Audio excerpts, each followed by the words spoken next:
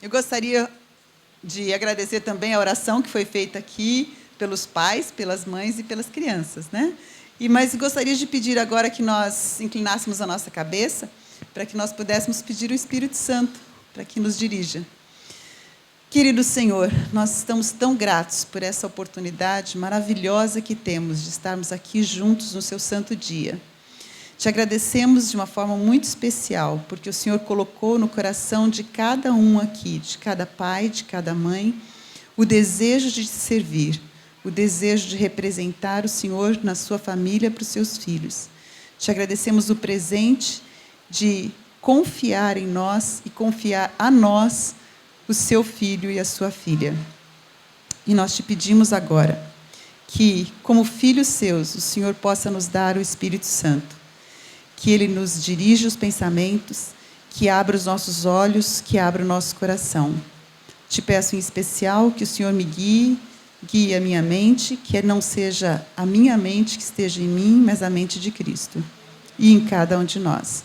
Nós te pedimos essas graças em nome de Jesus. Amém. Eu ainda estou me acostumando, estava falando para a Ruth ontem, que ainda estou me acostumando com esse lugar tão grande, né? Antes nós ficávamos tão apertadinhos, e a gente ficava tão pertinho, eu estava mais pertinho de vocês. Eu gosto de ficar pertinho. Mas agora a gente está numa época que a gente precisa ficar um pouquinho mais distante, então foi uma bênção, foi realmente um presente de Deus. E uma bênção também que com essa chuva nós não estamos sendo molhados, né? Porque quando era a nossa tenda lá, a gente tinha mais dificuldade com isso. Mas eu queria começar aqui, a gente recapitulasse um pouquinho o que a gente conversou ontem, para aqueles que estavam acordados, porque é difícil de noite, né? A gente está acostumado a dormir cedo, aí vai dando aquele soninho, a gente vai ficando cansado. Então, vamos dar uma recapituladazinha do que nós vimos ontem, do que nós conversamos ontem, e também para aqueles que são novos, né? Que chegaram depois, que não chegaram a tempo para a nossa conversa da noite. Então, ontem era o sono, hoje é a chuva fazendo barulho lá fora. Mas vamos de novo lembrar e ter em nosso coração que é somente a representação da chuva do Espírito Santo que Deus está derramando sobre nós, certo? Nós tínhamos conversado ontem um pouquinho sobre os métodos divinos. Nós tínhamos conversado e visto que duas coisas, na verdade, que a Bíblia fala e que o Espírito de profecia fala, não são duas coisas, são uma. Quais são essas duas coisas que são uma? Educação e redenção. Muito bem, exatamente. Educação e redenção são uma só coisa, porque as duas se prestam a nos tirar, né, dessa situação que nós estamos depois do pecado e nos restaurar à condição original. Restaurar em nós a imagem de Deus. Que mais? Levar novamente a perfeição. Isso! Então, primeira coisa, nos restaurar, nós vimos ontem na inspiração, nos restaurar a imagem de Deus, levar novamente a perfeição em que fomos criados, né? E o que mais? Isso, desenvolver novamente a nossa mente, nosso corpo, a nossa alma, né? O nosso espírito. Então, como um todo, e a gente conhece muito bem essa definição de educação, que é o desenvolvimento harmonioso das faculdades físicas, mentais e espirituais. Então, veja que Deus agora abrange todos os nossos aspectos. Primeiramente, então, o que Ele quer fazer? Ele quer restaurar em nós a imagem a qual Ele nos formou. Ele quer nos levar novamente à perfeição em que fomos criados, porque nós fomos criados perfeitos. Mas o que aconteceu? E por que Ele quer fazer isso? E desenvolver-nos de uma forma completa, né? Em todos os aspectos. E quando Deus nos criou para que nós, que fomos criados à imagem de Deus, mais e mais conhecêssemos a Ele, mais e mais revelássemos essa imagem, Ele criou uma escola modelo. Qual escola que foi essa? Antes disso, a escola do Éden, exatamente. E o Jardim do Éden, naquela escola, o Jardim do Éden era a sala de aulas.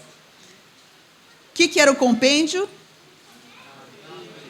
Muito bem, vocês são bons, hein? Vocês estão sabendo, estudaram muito bem, conhecem muito bem, isso mesmo. A natureza era o compêndio. E quem que era o professor? Exatamente. O próprio Criador era o instrutor. E quem que eram os alunos? Adão e Eva. Então, a gente está só fazendo uma recapitulaçãozinha para a gente entrar no tema de hoje, tá bom? Isso está no livro Educação, na página 20. E depois do pecado? Depois do pecado aconteceu uma coisa terrível. A gente vai dar uma olhadinha nisso. Mas eu gostaria de ver com vocês, isso está na página 33 do livro Educação, que o plano de Deus, o plano divino da educação, adaptado às condições do homem após a queda. Então, Deus fez o quê? Uma adaptação do seu plano original. Ele não fez uma transformação, mas ele fez uma adaptação desse plano original. Agora, Cristo ocupa o lugar de representante do Pai. Antes, a comunhão era direta com o Pai. Já imaginaram uma coisa dessas? Agora, Cristo ocupa o papel o lugar de representante do Pai, como o elo conectivo entre Deus e o homem. Ele é o grande ensinador da humanidade. E ele ordenou que os homens e mulheres fossem seus representantes. Nossa, que privilégio, né? Então, nós temos aqui Cristo como sendo representante do Pai, e nós somos os representantes de Deus, de Cristo. Mas agora para quem? A família era a escola. Então, a nossa família deve ser o nosso jardim do Éden, porque antes o jardim do Éden era a escola.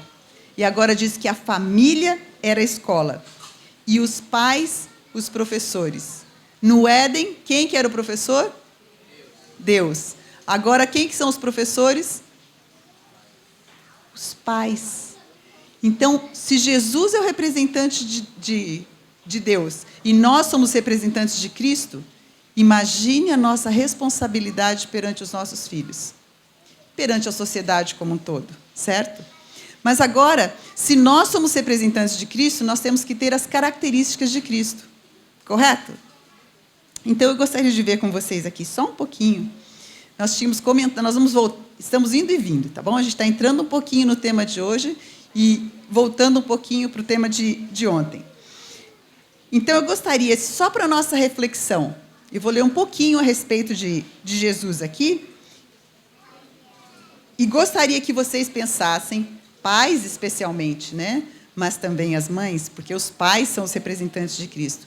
Ver se essas são as suas características, se essa é a minha característica. Jesus, então agora, vamos ver Jesus e nós como representantes dele, se nós somos assim com os nossos filhos, tá bom? Jesus não suprimia da verdade uma palavra que fosse, mas sempre a proferia com amor. Falar a verdade, mas falar com amor. Vocês já viram aquelas pessoas que falam assim, eu sou muito franco, eu falo na lata. Já ouviram essa expressão? Mas o ser franco, o falar a verdade, não quer dizer que não vai ser falada com o quê? Com amor. Normalmente, quando a gente fala isso, é quando a gente está falando do próprio coração. E o nosso coração não tem nada de bom, né? Então, Jesus sempre proferia com amor. Toda a verdade que você fala para o seu filho e para a sua filha é falada com amor? Em seu convívio com o povo, exercia o maior tato. Nós exercemos tato com os nossos filhos, toda vez que nós lidamos com eles, dispensando-lhes atenção e bondosa consideração. Será que nós dispensamos atenção aos nossos filhos e bondosa consideração quando eles vêm falar com a gente? Ou a gente fala assim, pera, agora eu estou no telefone, não posso falar agora. Ou será que a gente fala assim, agora não, fique quietinho que eu estou assistindo aqui. Agora não. Atenção e bondosa consideração. Isso não quer dizer que eles não precisem aprender a esperar. né? Que tem momentos que precisam esperar. Mas veja que a consideração é o quê? Bondosa. Bondosa consideração. Então, nós vimos o quê?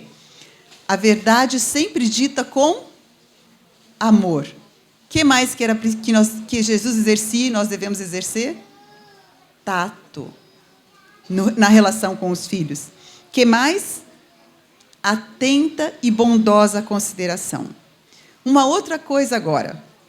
E isso serve para os filhos também. Porque nós, como filhos, né, mesmo quando nós somos menores, essa deve ser a nossa relação com os nossos pais e com os nossos irmãos. Tato, cuidado, bondosa consideração. Falar com amor, mesmo que a gente esteja falando a verdade. E agora uma outra coisa. Não era nunca rude. Como é a maneira que nós falamos com os nossos filhos? Como é a maneira que nós falamos com o nosso irmão? Eu já te falei para não fazer isso. Isso é rude ou bondoso? Eu já te falei para não fazer isso. Como é que é isso? É bondoso, né? A maneira como nós falamos, o tom da nossa voz, pode falar muito mais alto do que aquilo que nós estamos falando. E pode ensinar exatamente o contrário do que nós estamos querendo ensinar. Jamais pronunciava desnecessariamente uma palavra severa. Jamais pronunciava desnecessariamente uma palavra severa. Ai, eu acho tão difícil tudo isso. Eu vou olhando, quanto mais eu olho para essas coisas, quanto mais eu aprendo de Jesus, mais distante eu me sinto. Muitas vezes nós somos severos porque nós queremos ser firmes. Mas é sempre necessário que nós falemos uma palavra severa? Será que nós não poderíamos falar a mesma coisa com paciência, com bondade, com amor? Existem momentos de falar uma palavra severa. Mas será que nós estamos dosando isso para as necessidades ou nós estamos exagerando isto?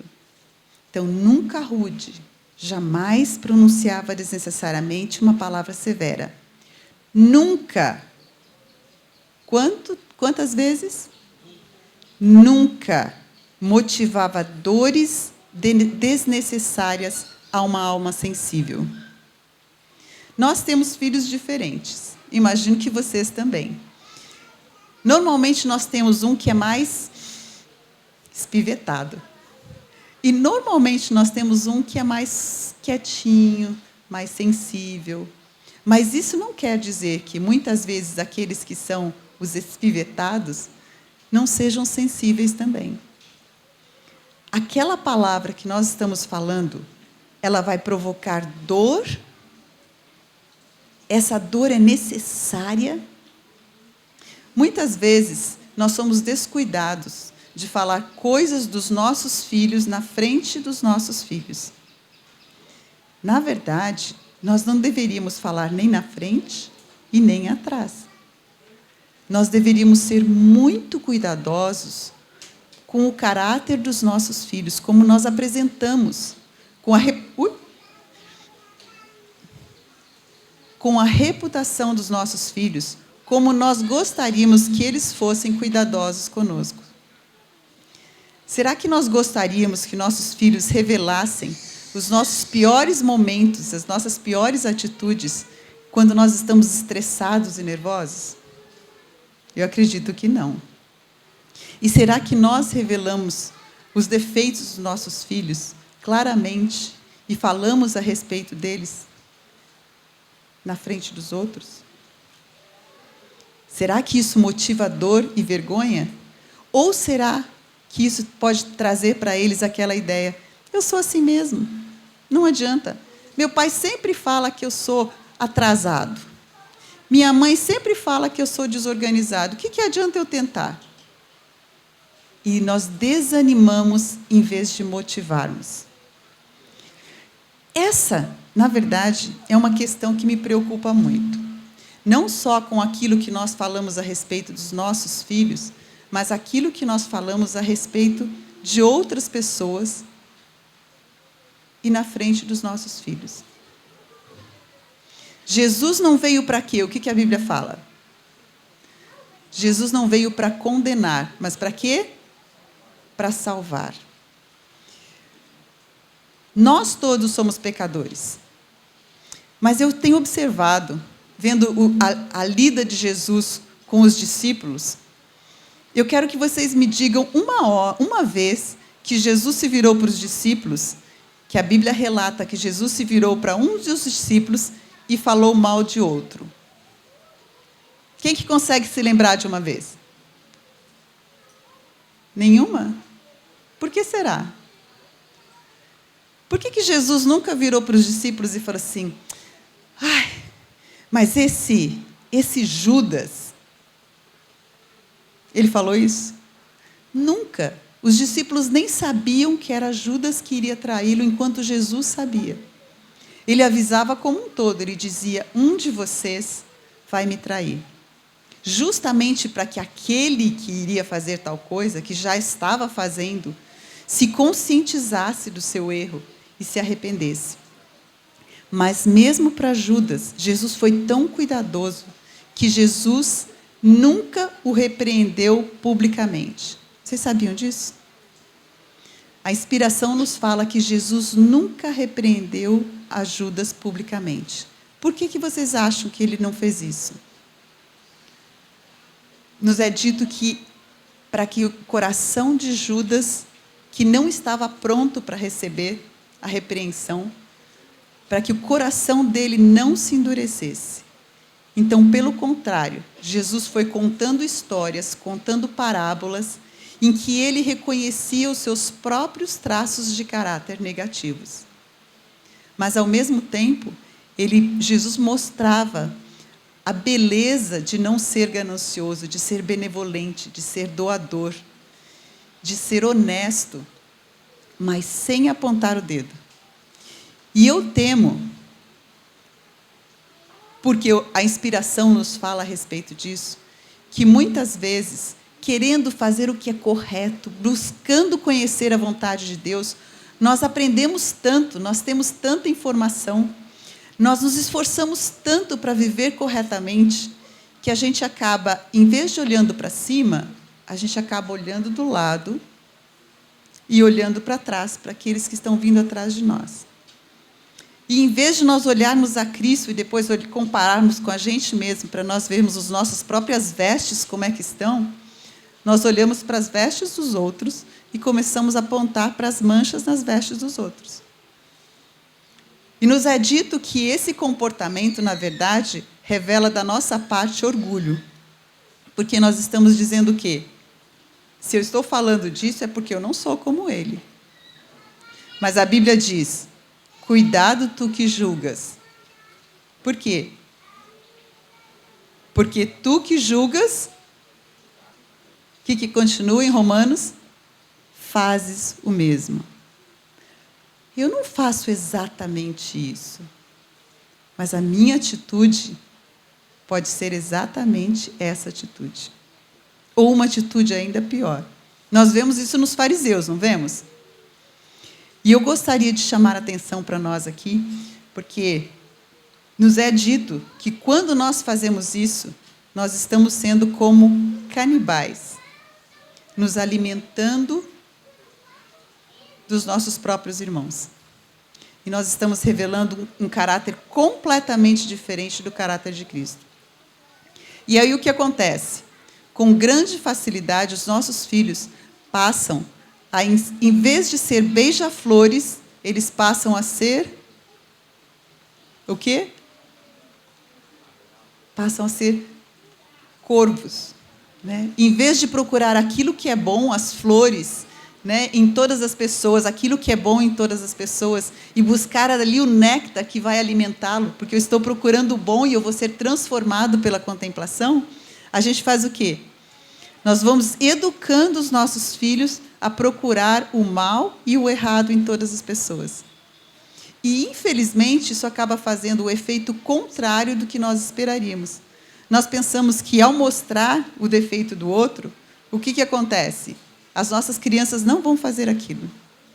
Mas, na verdade, como nós somos transformados pela contemplação, nós estamos levando os nossos filhos a contemplarem aquilo que não é bom. E, ao mesmo tempo, eles são transformados. E o que vai acontecer? Esse treino vai se voltar contra nós mesmos. Quando eles começarem a pensar um pouco mais, quando eles se tornam adolescentes, eles começam a olhar para nós e, em vez de olhar com misericórdia, como Jesus olha, buscando o bem, eles vão olhar para nós com os mesmos olhos que nós olhamos para outras pessoas, vendo os defeitos e condenando, sem o espírito de salvar. Então, vamos voltar aqui de novo. Nunca uma palavra rude, nunca motivava dores desnecessárias e não censurava as fraquezas humanas. Não censurava as fraquezas humanas. O que Jesus censurava, então, se ele não censurava as fraquezas? Quando normalmente nós apontamos para os defeitos de nossos filhos, a gente está censurando o quê? As fraquezas. Mas essas não são para ser censuradas, mas são para ser o quê? Corrigidas. São para ser trabalhadas. E o que Jesus censurava? Eram 3 coisas que me deixou muito impressionada. Ele denunciava a hipocrisia, a gente falar uma coisa e fazer outra, a incredulidade, o não ter fé e a iniquidade ou injustiça. Mas, mesmo quando ele denunciava isso, o pranto transparecia em sua voz. Ok, quando você está dando uma bronca no seu filho, será que o que ele está ouvindo na sua voz? Misericórdia e o pranto na sua voz? Ou será que ele está ouvindo raiva e impaciência? Se nós somos os representantes de Cristo aqui na Terra, especialmente para os nossos filhos, como é que eles vão imaginar que Jesus é quando eles olham para nós?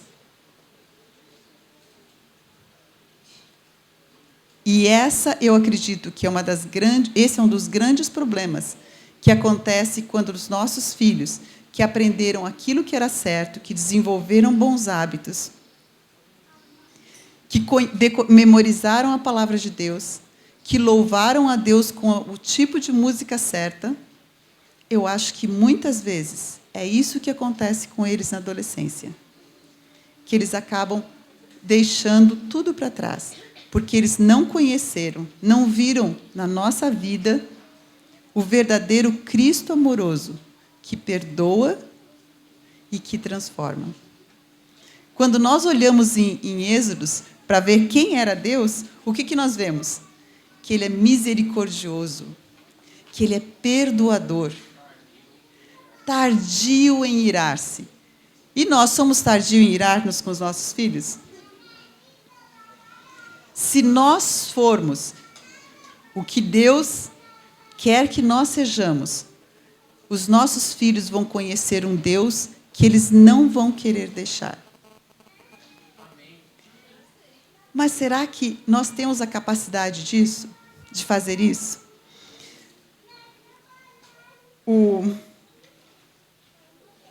Quando Jesus voltou, quando Jesus veio para esse mundo,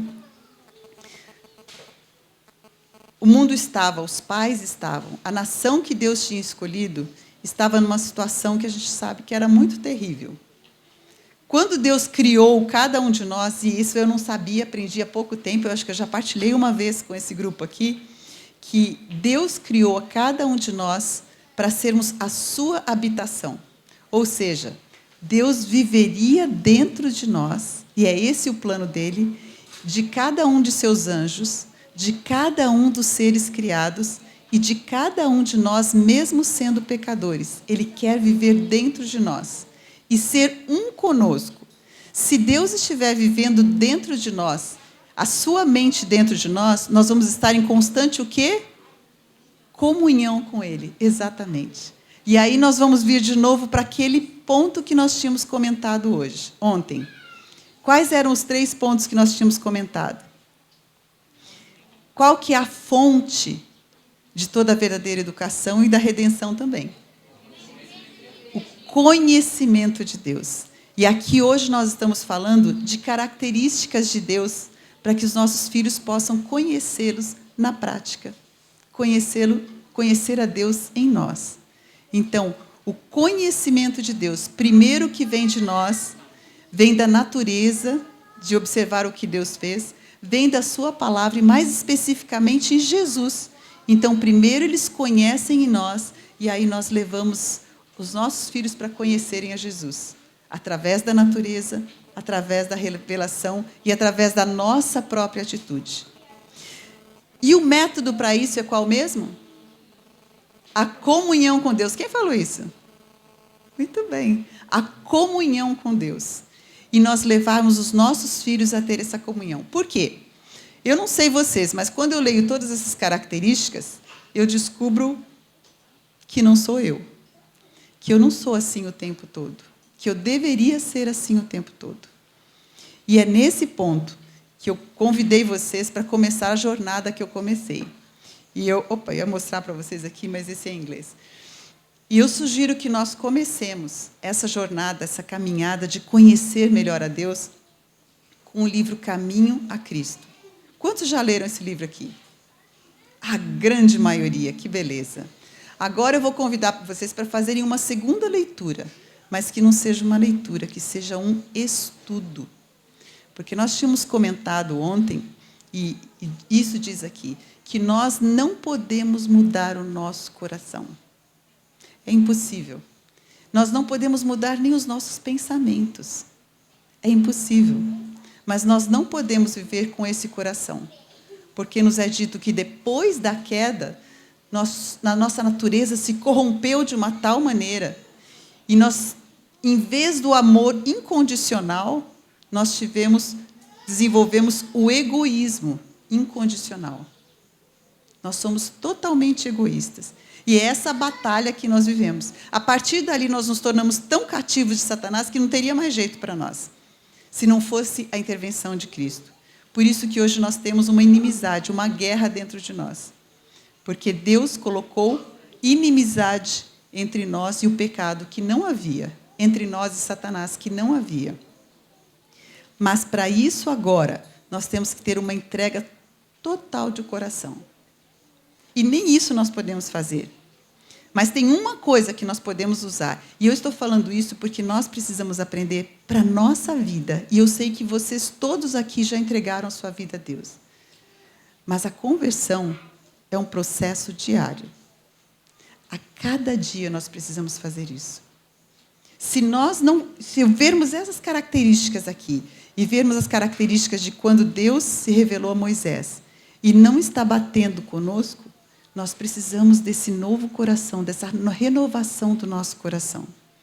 E aquilo, a inspiração nos diz, que aquilo que nós somos na família é quem nós realmente somos.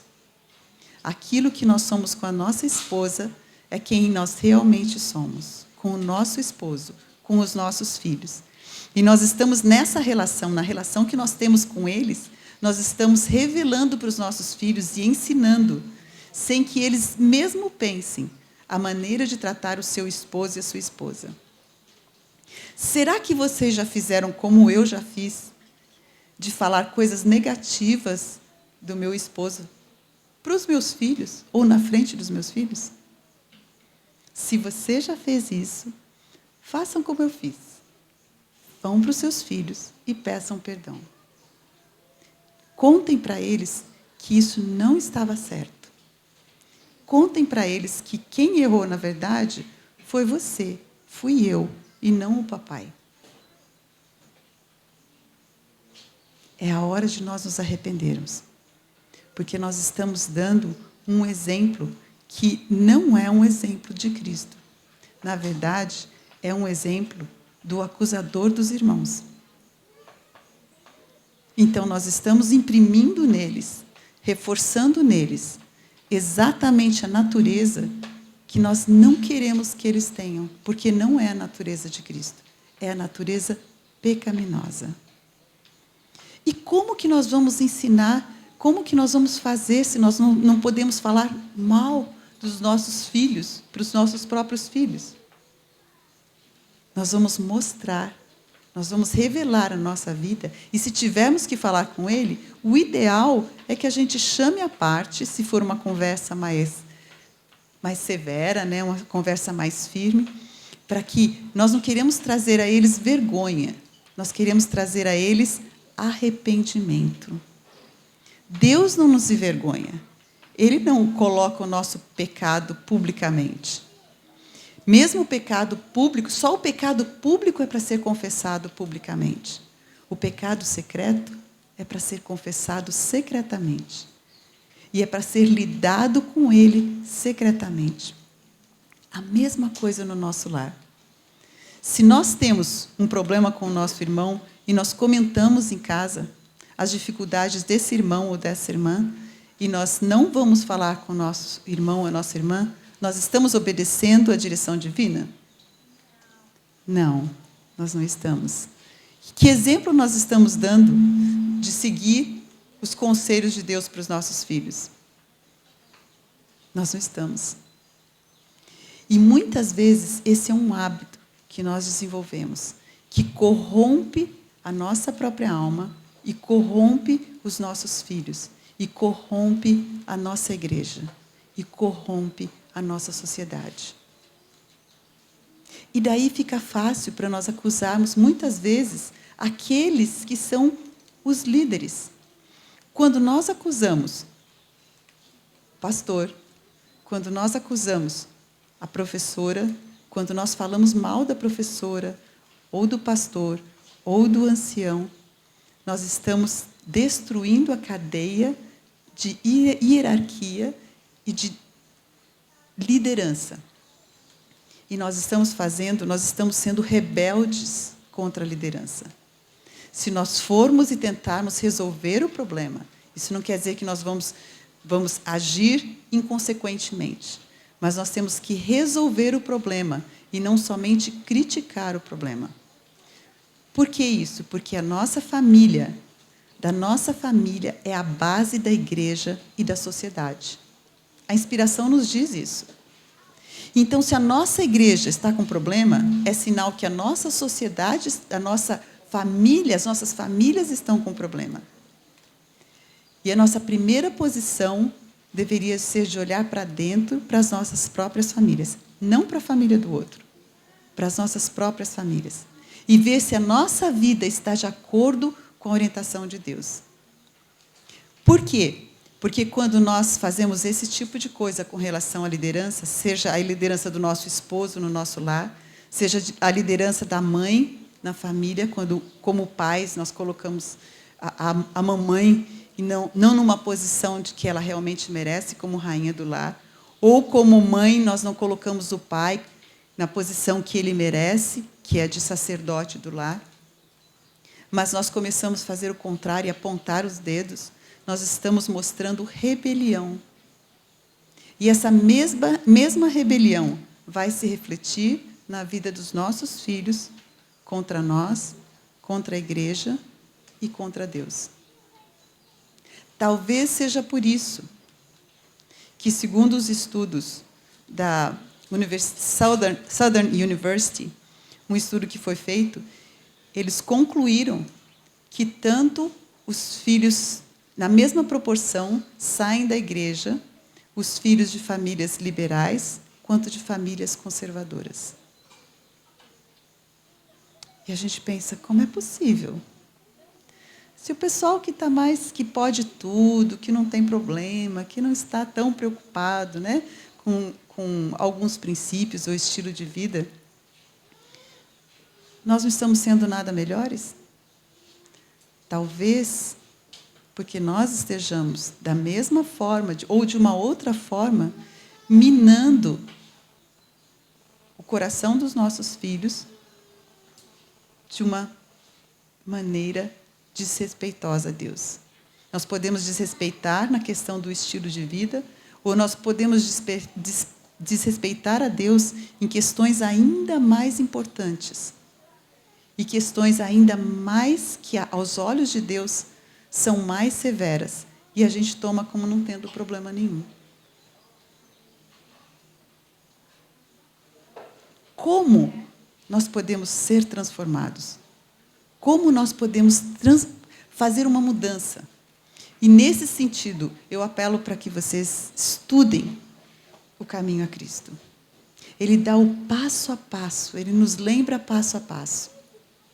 E que nós, dessa forma, nós podemos focar naquilo que é o amor incondicional. E agora eu quero voltar com vocês um pouquinho para o vídeo que nós vimos ontem. O vídeo era sobre o quê? Quem que se lembra? Quem que pode dar uma... Sobre o corpo humano. Muito bem, você prestou atenção. É isso mesmo.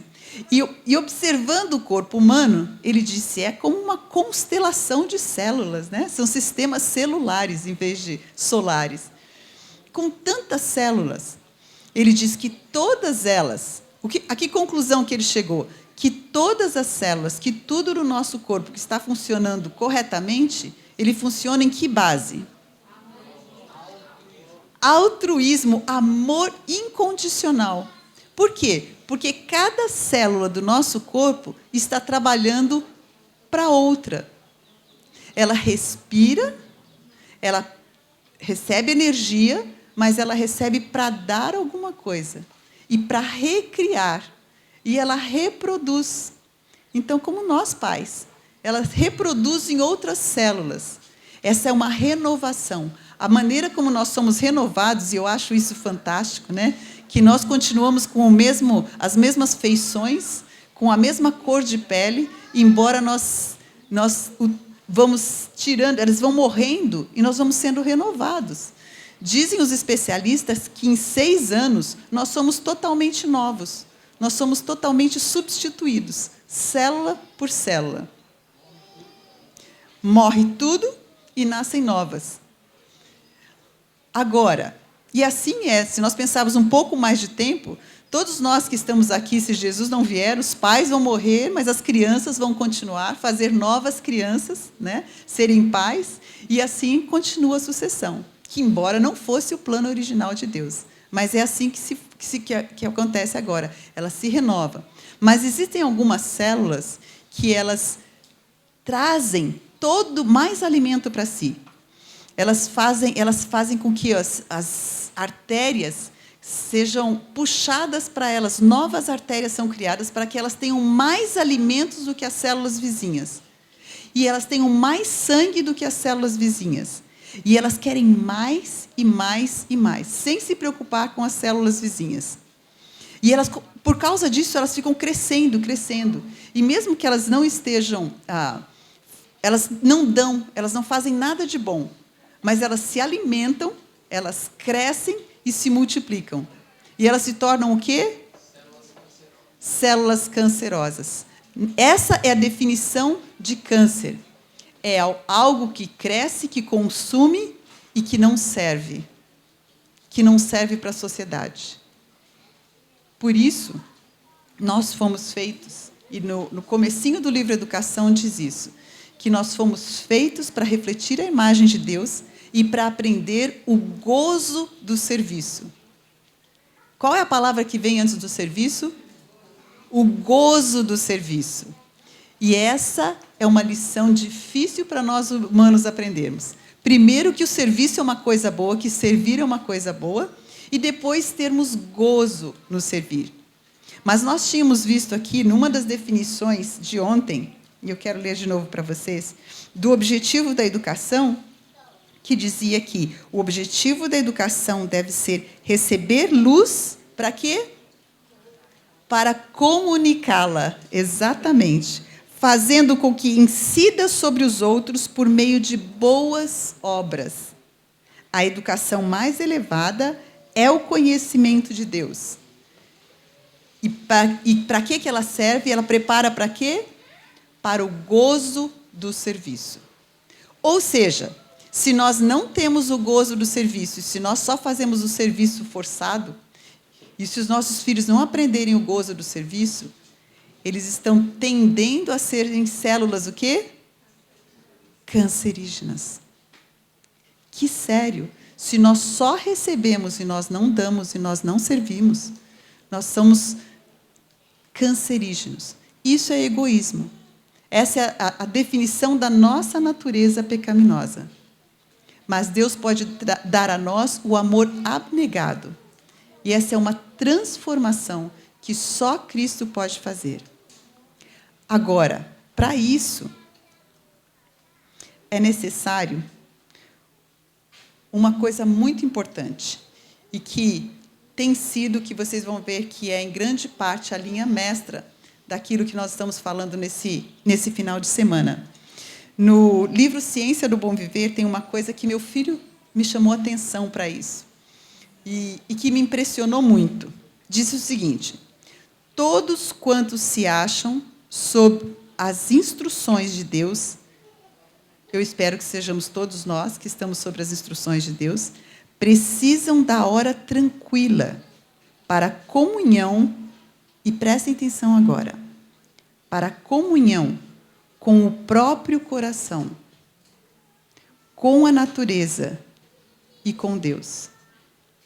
Num outro texto diz o seguinte, que Cristo separava tempo diariamente para comungar com Deus, com a natureza e consigo mesmo.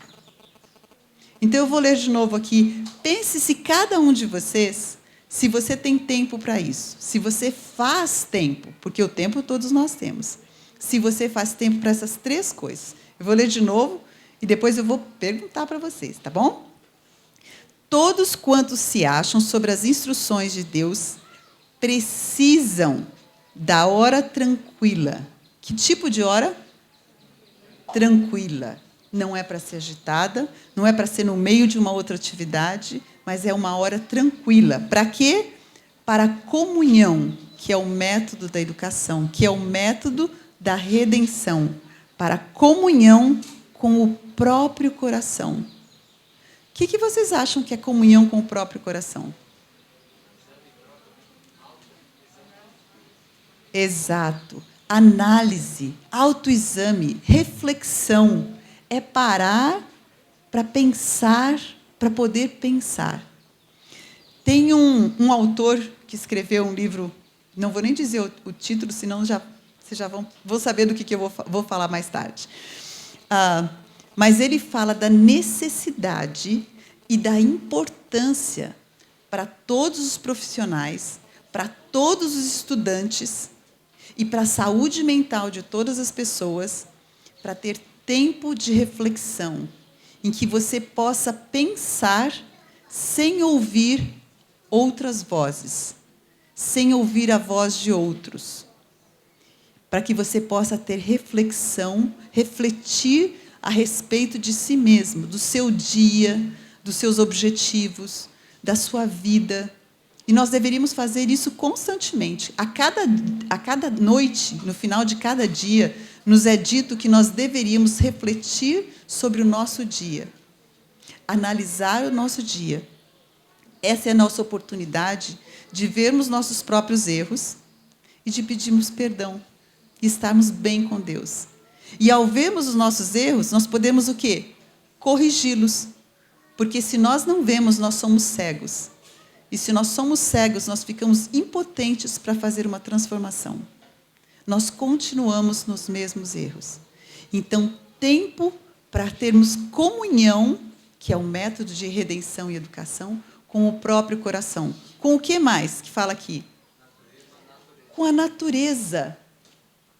Nós temos tempo de ter comunhão com a natureza, tempo diário de ter comunhão com a natureza. Por que isso é tão importante? Por que vocês acham que é tão importante? Deus nos fez da natureza e fez a natureza para ser o ambiente onde nós estamos. Como? Exatamente. Ele é o ambiente, porque nesse ambiente Deus se revela a nós. Nós podemos conhecer a Deus, as suas leis.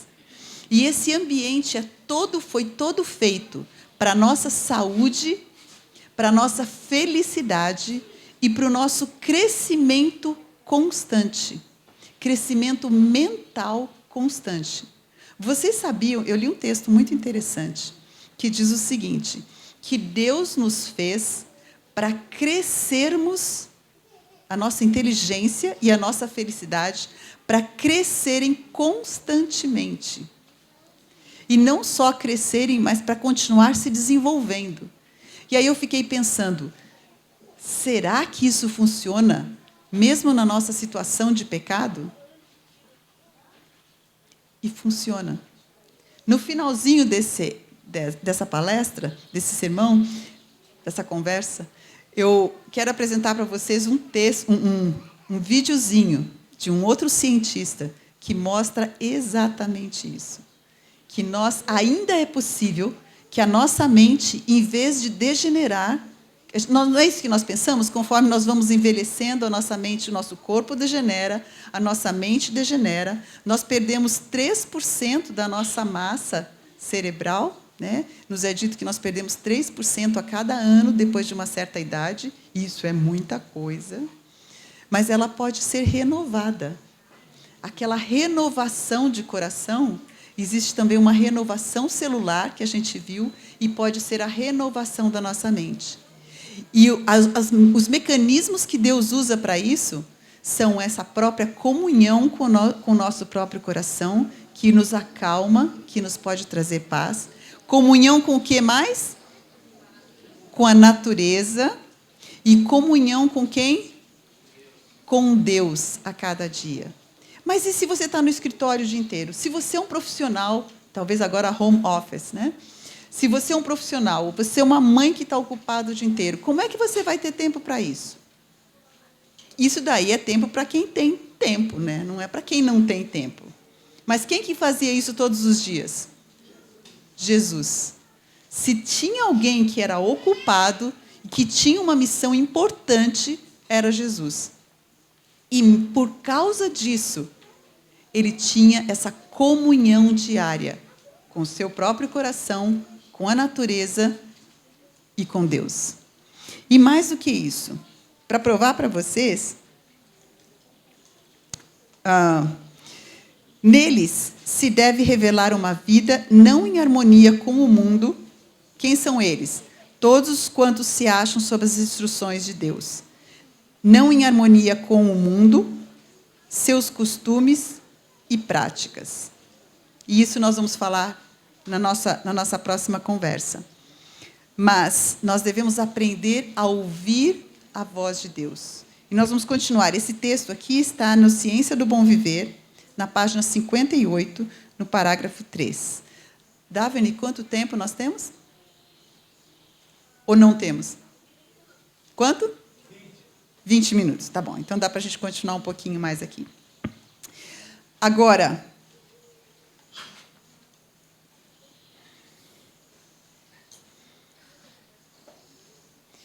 se esse é o plano de Deus para nós, para nos renovar, para nos transformar e para nos recriar a sua própria imagem, qual vocês acham que é o plano do inimigo com relação a isso? Nós já vimos do começo nós sabemos desse grande conflito que existe no mundo e, acima de tudo, na nossa mente e no nosso coração, certo? Então, nós ficamos cativos com o pecado, ficamos cativos de Satanás. Não temos como nos libertar dele. Deus se interpôs, colocou inimizade entre nós e o pecado, entre nós e o inimigo, e agora nós temos uma escolha, para um lado ou para o outro, certo? Mas nós temos um inimigo que ainda quer, porque agora nós temos a escolha. E Satanás quer nos puxar para o lado dele, que continuemos cativos dele. E especialmente nós que somos pais. Porque se ele ganhar o pai ou a mãe, ele tem grande chance de ganhar os filhos. Então, o quê? É muito melhor para ele, em vez de pegar uma pessoa individualmente lá fora, de nos pegar a nós pais. Porque conosco nós vamos afetar os nossos cônjuges e vamos afetar os nossos filhos. Por isso a guerra é tão grande para nós pais. Por isso a guerra é tão grande na família. Mas nós temos um ajudador. Os anjos do céu são comissionados para estar ao lado da mãe e ao lado do pai. Para que nós possamos fazer o trabalho que Deus quer que nós façamos. Porque não só ele vai pegar a nós e aos nossos filhos, mas lembrem-se que uma família bem ordenada é o quê? É a maior influência que tem, mais do que todos os sermões pregados. Então, ele sabe que, através de nós, pais com filhos em casa, ele pode pegar os pais, os filhos. Nós somos a base da igreja e a base da sociedade. É assim que ele tem domínio sobre nós, e por isso nós temos maior ajuda de Deus. Os anjos comissionados, o Espírito Santo ao nosso favor e ao nosso redor. Mas nós precisamos fazer a decisão. E como que Satanás faz para fazer isso? Primeira coisa, se comunhão é o método, qual que vai ser o plano dele para desfazer o plano da verdadeira educação? Exatamente. Se comunhão é o método, ele vai tentar acabar com a comunhão. A comunhão entre nós e Deus, a comunhão entre nós e a natureza, a comunhão entre nós e os nossos cônjuges, e a comunhão entre nós e nossos filhos. Vocês acham que ele está sendo bem-sucedido hoje? Eu pedi para vocês refletirem. Uma das lições de casa, né? Era para refletir nisso. O nosso tempo. Como é que nós estamos usando o nosso tempo? Talvez não tenha dado tempo para vocês de fazerem essa reflexão ainda, né? Que ontem nós terminamos, todo mundo ainda foi se ajeitar para dormir. Mas eu gostaria que vocês ainda usassem. Nós vamos conversar um pouquinho mais a respeito disso. Como que nós estamos usando o nosso tempo? Lembre-se que Jesus, mesmo tão ocupado como ele era, ele fazia tempo para ter comunhão, e a repetição é para ficar gravado em nós, né? Para ter comunhão com Deus, com a natureza. Muito bem, alguém aqui está prestando atenção. E com o que mais? Com o nosso próprio coração. Muito bem, falamos em ordem diferente agora, que é para a gente mudar, que nem na tabuada, né? A gente vai ao contrário assim também, mas para a gente poder lembrar direitinho. Então, nós temos que ter tempo para isso. Tem um conselho interessante aqui, especialmente para mães. Depois eu posso pegar no pé dos pais, mas eu vou pegar primeiro no pé das mães, tá bom? E diz o seguinte, e é inspirado, também do Ciência do Bom Viver, na página 122. Em lugar de se entregar, as mamães agora coloquem os ouvidos, e o papai também, porque depois vem para vocês, tá? Em lugar de se entregar a uma verdadeira labuta, procure a esposa e mãe encontrar tempo. Agora, eu imagino que se eu estivesse vendo o rosto de vocês, eu ia ver vocês dando risada, né? Tempo é o que a gente menos tem como mãe, né? Encontrar tempo. Agora, vamos ver para quê? Para ler. Que tal? Inspiração. É Deus falando para as mamães. Procure a esposa e mãe encontrar tempo para ler, para se manter bem informada. Será que é das coisas do mundo? Eu acho que alguma coisa pode ser, mas é bem informada a respeito da educação dos filhos, de como eles crescem, de como eles funcionam, né? Informada a respeito da natureza para poder passar para os filhos, para se manter bem informada. O que mais? Para ser uma companheira de seu marido. Esposos, não cobrem, tá? Mas ajudem para que as mamães encontrem tempo para ler, para serem bem informadas e para serem companheiras dos seus maridos. O que acontece? Muitas vezes, quando os filhos nascem, até lá nós somos companheiras do nosso marido. Mas quando os filhos nascem, a gente fica tão ocupada que o pobre do papai fica de escanteio, fica de lado. A gente não tem tempo, né? Quando a gente termina tudo o que tem que fazer, quando a gente coloca as crianças na cama, a gente está tão cansada que a gente dorme também. Às vezes, nem tem tempo para ter aquela conversa gostosa, para ter aquele carinho, para ter aqueles momentos, né, que unem o nosso coração ao do nosso esposo e o do nosso esposo a nós. Mas é Deus que está falando que é para a gente fazer tempo para isso. Talvez a gente tenha que tirar de alguma outra coisa. Então, vamos lá.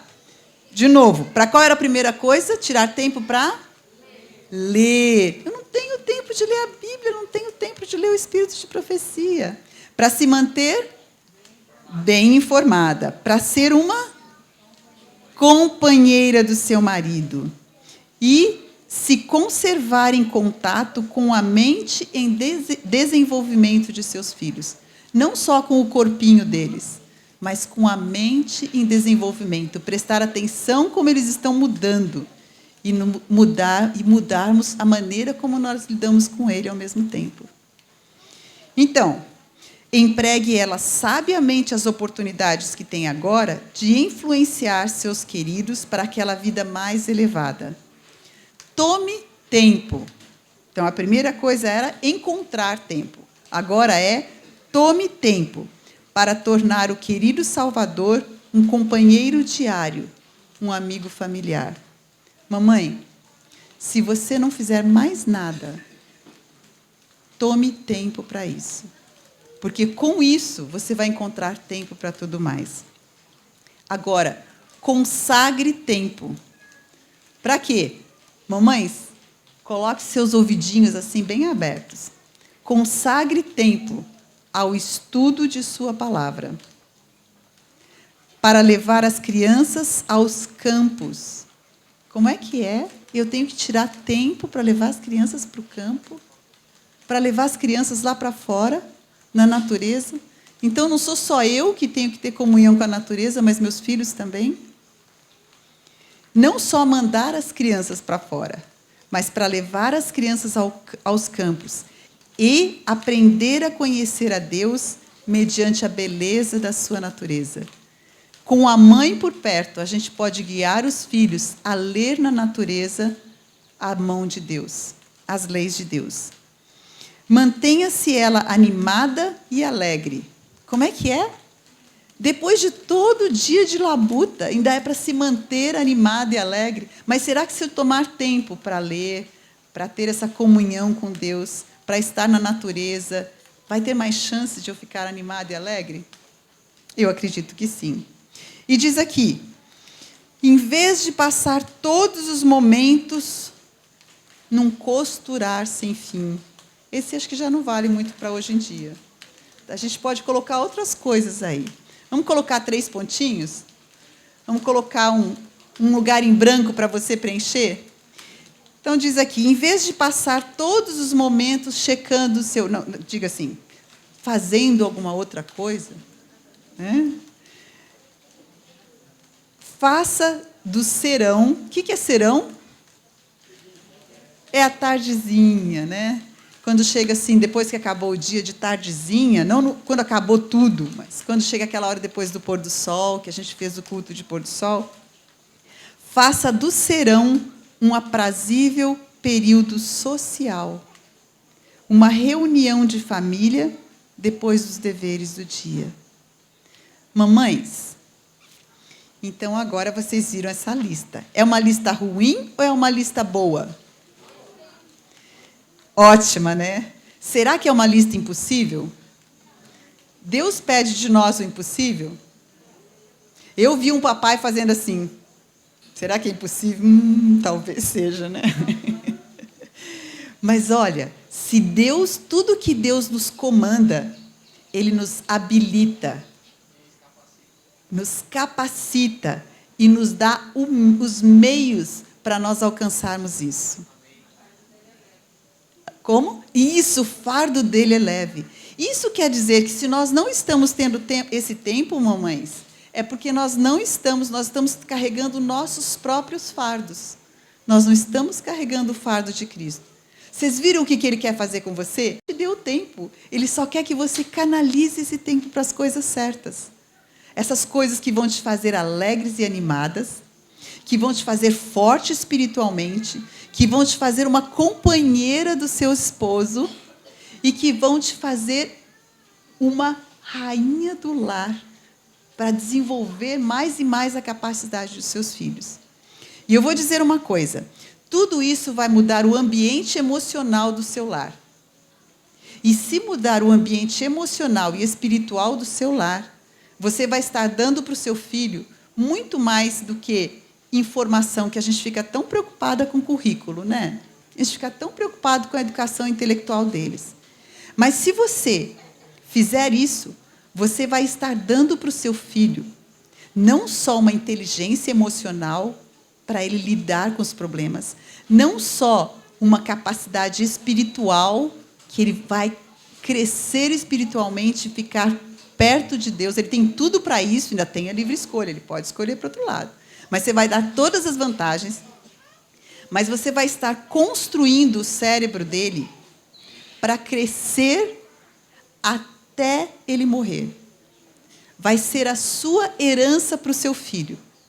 Porque eles descobriram que até o Alzheimer, escuta só isso, que até o Alzheimer pode ser interrompido se eles tiverem uma atitude emocional correta.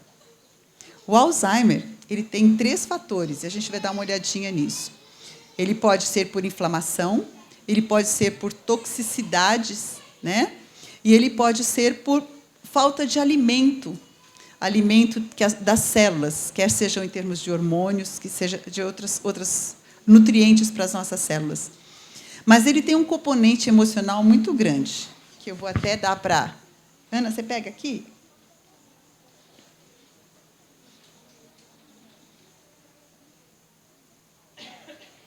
Vocês têm como... Tem como passar direto, não? Tá. Aí você só veja um minuto que está aí. Tá bom? Então, embora tenha todos esses outros componentes, né? Lembra o que nós falamos de antes? Que Deus nos criou para a nossa mente continuar se desenvolvendo constantemente?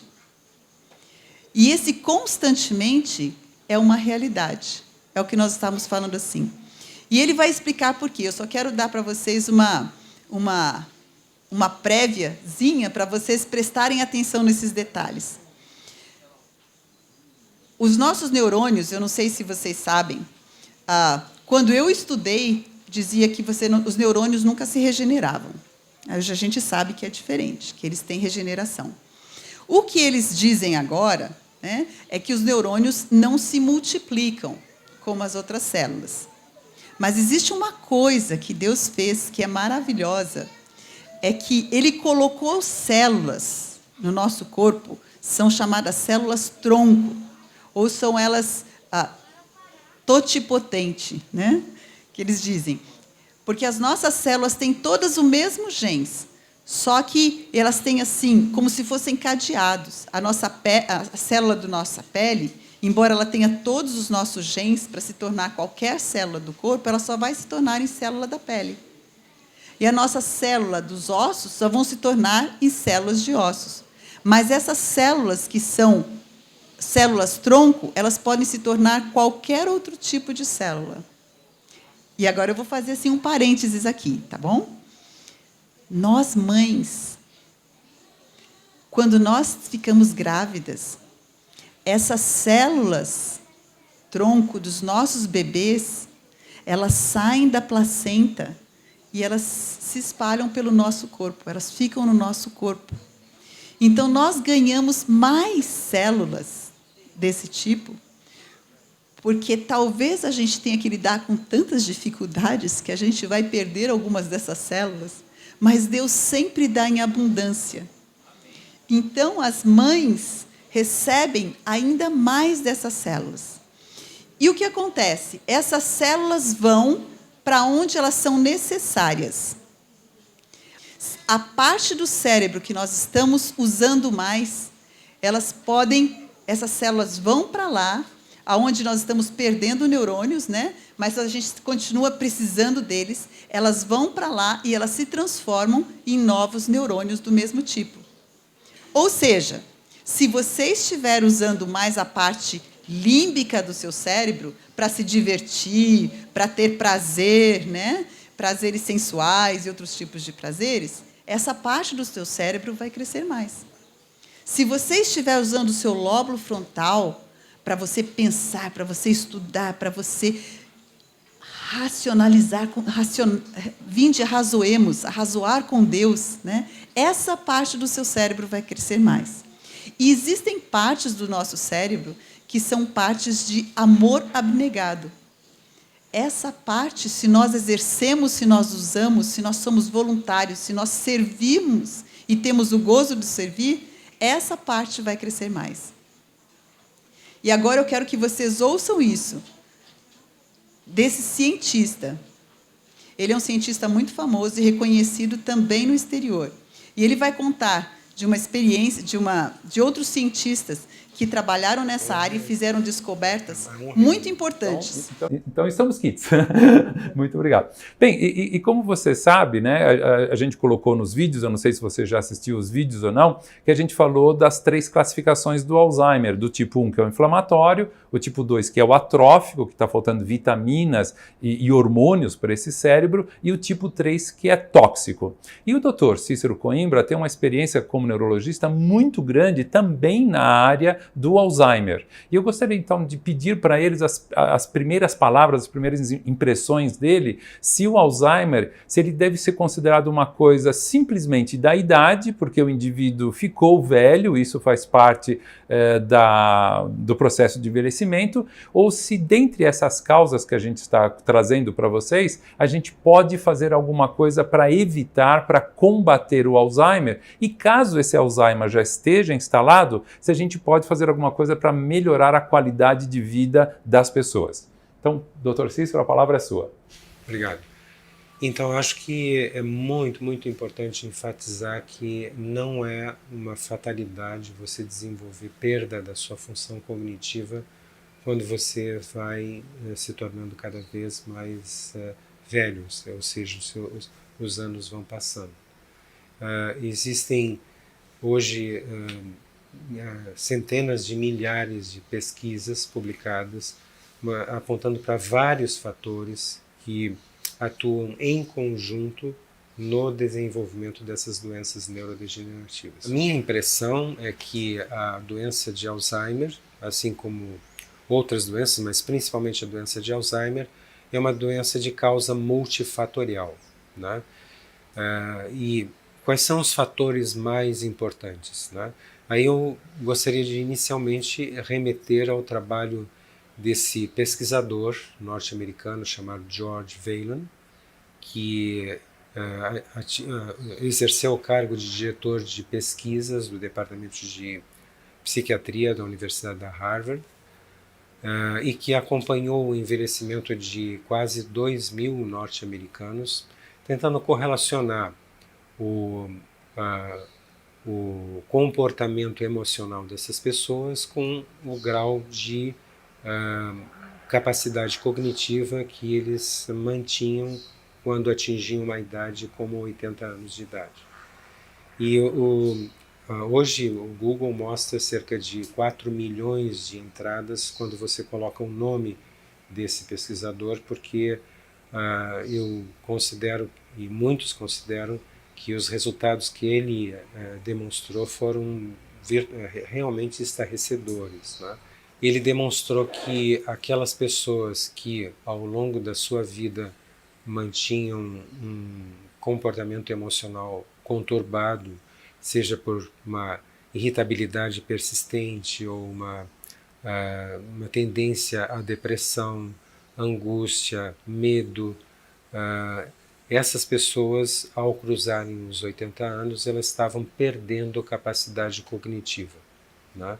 Ou seja, evoluindo para uma situação de demência que, eventualmente, na grande maioria dos casos, iria ser caracterizada como demência do tipo Alzheimer. Ao contrário, aquelas pessoas que, ao enfrentarem os seus problemas rotineiros ou não tão rotineiros, excepcionais, mantinham uma estabilidade emocional, não se deixavam desestruturar emocionalmente, e essas pessoas tinham praticamente um passaporte para cruzar os 80 anos e atingir essa idade ou idades mais avançadas, mantendo a sua lucidez. Então elas mantinham as atividades normais que sempre mantinham ao longo da vida, dirigindo carros, inclusive em estradas, né? E além disso, Ele demonstrou que haviam entre essas pessoas que mantinham, então, a estabilidade emocional ao longo da vida e por isso, ou em decorrência disso, sustentavam a sua capacidade cognitiva. Entre essas pessoas haviam aquelas que, ao longo do processo de envelhecimento, haviam ganho capacidade cognitiva. E ele então procurou verificar se havia algum traço de personalidade que distinguia essas pessoas das demais pessoas que haviam apenas preservado a sua capacidade de raciocínio, memória, linguagem, abstração, cálculo e outras funções cognitivas nobres. Foi então que ele verificou que haviam 3 características básicas de personalidade que eram muito comuns nessas pessoas. Em que pessoas? Nas pessoas que haviam ganho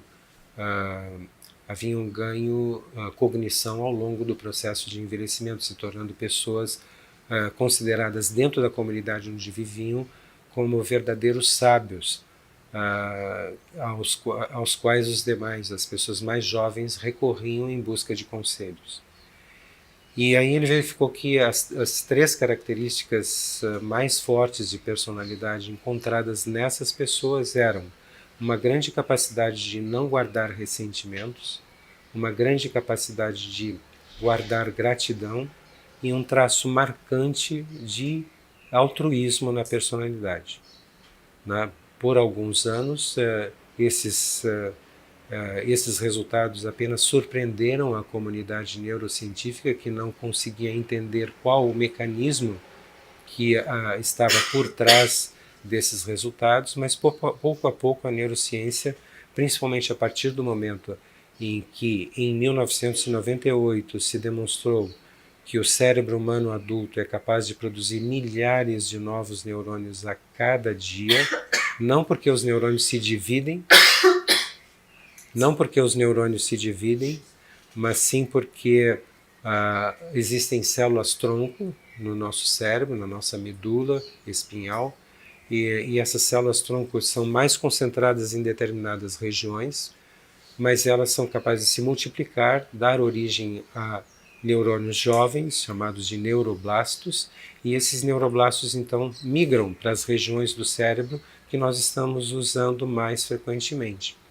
Então, por exemplo, se a gente pudesse tentar fazer uma correlação com esse achado e o achado desse pesquisador George Vaillant, nós poderíamos verificar o seguinte: aquelas regiões do cérebro que nós usamos para resolver problemas, por exemplo, você se aposentou, e agora você, como tem esse traço marcante de altruísmo na sua personalidade, você não quer ficar em casa.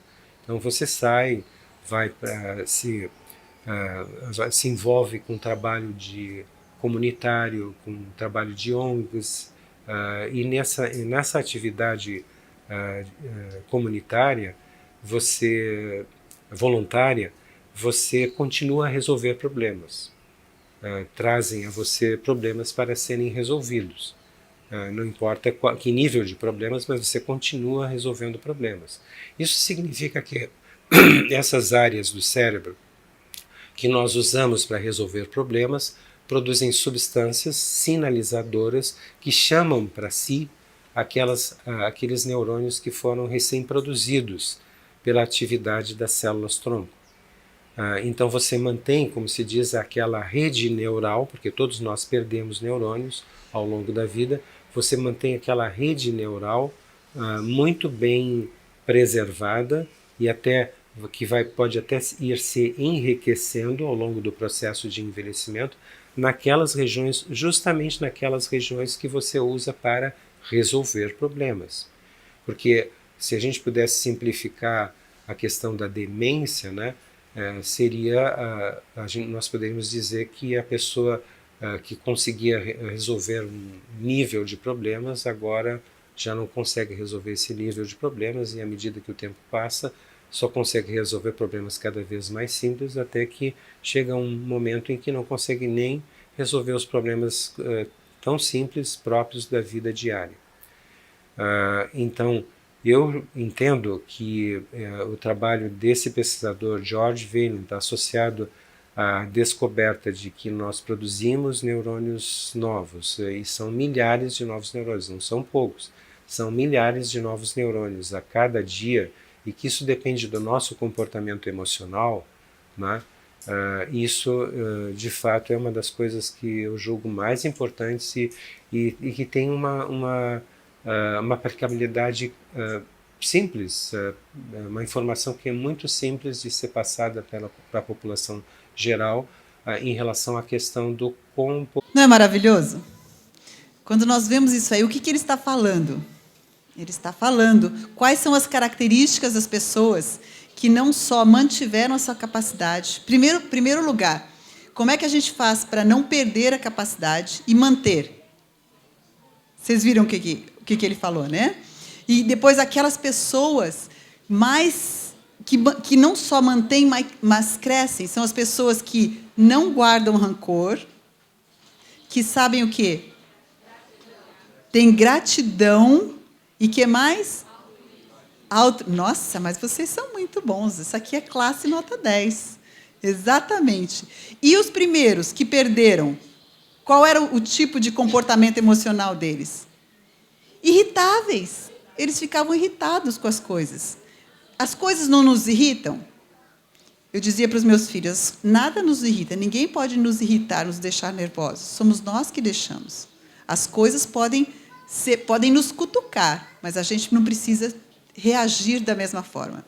Então, resumindo essa questão, se você tirar esse tempo, né, que Deus pede que nós tiremos, se você estiver na natureza, se nós soubermos perdoar, não olhar para as coisas ruins dos outros, porque aí nós guardamos rancor, mas nós soubermos perdoar as pessoas, e nós, em vez de apontarmos o problema, formos das pessoas que aprendem a resolver os problemas, nós mesmos não seremos fardos para os nossos filhos.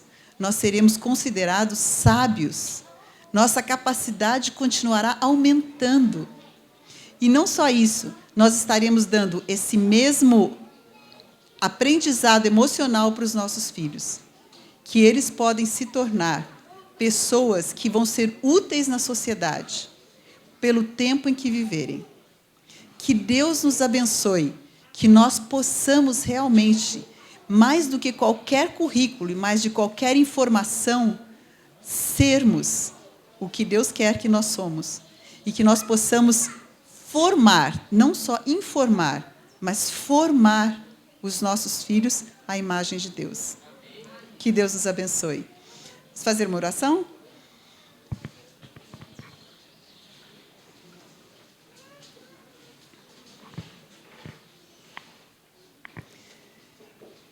Querido Senhor, que maravilhosas as promessas que o Senhor nos deixa. Que maravilhosa a maneira que o nosso corpo foi formado. A nossa mente, o nosso coração. E como o Senhor nos fez para sermos renovados a cada dia. Senhor, nós sabemos que o inimigo veio para destruir e matar, mas o Senhor veio para curar, para restaurar, física, mental, emocionalmente. E nós pedimos, Senhor, que nós possamos, que o Senhor nos ajude, que o Seu Espírito nos ensine, que nos lembre de quais são as formas que nós podemos colaborar com o Senhor. Nós entendemos que Satanás tenta de forma muito especial para destruir não somente a nós mesmos, mas aos nossos filhos, aos nossos cônjuges, a nossa família e, dessa forma, a própria igreja e a sociedade. Mas nós te pedimos, Senhor, que nós permitamos, que nós entreguemos o nosso coração, que nós tenhamos fé nessas suas orientações e que nós usemos o poder que o Senhor coloca à nossa disposição para sermos tudo o que o Senhor quer que nós sejamos, para termos fé para que o Senhor possa nos curar e depois dizer, a tua fé te curou, você me obedeceu, por isso você se estendeu a sua mão, por isso eu pude enchê-la das minhas bênçãos. Pai, protege o nosso lar, protege os nossos filhos, protege o nosso tempo que Satanás está tomando para que nós não possamos nos tornar tudo o que o Senhor quer que nós nos tornemos. Ensina-nos, Senhor, a termos comunhão com o Senhor, com o nosso próprio coração, para termos comunhão com a natureza e com a nossa família. Pai, nós te imploramos essas graças, sabendo que nós não as merecemos, mas nós te pedimos, confiados no seu nome e em nome de Jesus. Amém.